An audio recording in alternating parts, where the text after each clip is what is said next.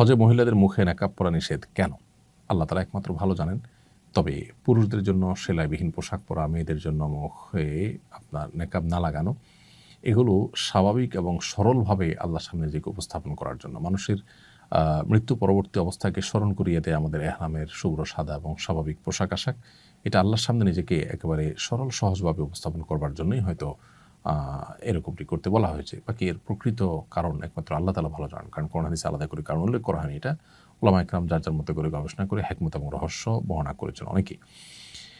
হজের সময় কোরবানি অর্থাৎ দমে শূকর দিলে দেশে আবার কোরবানি দিতে হবে কিনা? উত্তর হলো হজের সময় আমরা যে কোরবানি দেই, এই কোরবানিটা হলো মূলত আমরা কোরবানি বললেও এটা মূলত দমে শূকর বা আল্লাহর কৃতজ্ঞতা আদায় করে পশু জবে।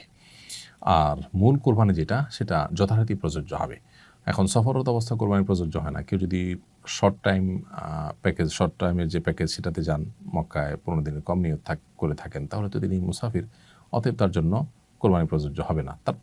তারপরও তার তরফ থেকে দেশে কেউ নফল হিসাবে কোরবানি দিতে পারেন বা তিনি সেখানেও কোরবানি দিতে পারেন।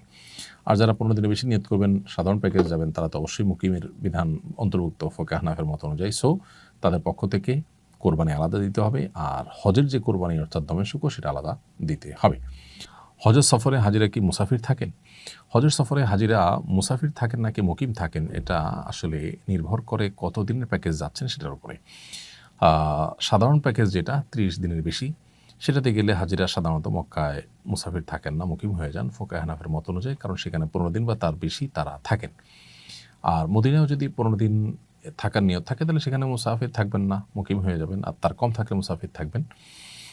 আর এর বাহিরে যারা শর্ট প্যাকেজে যান ১৫ দিন ২০ দিনের জন্য, তারা মক্কা বা মদিনায় কোথাও আসলে ১৫ দিন এককভাবে থাকেন না, যার কারণে তারা কিন্তু মুসাফির হিসাবে গণ্য হবেন।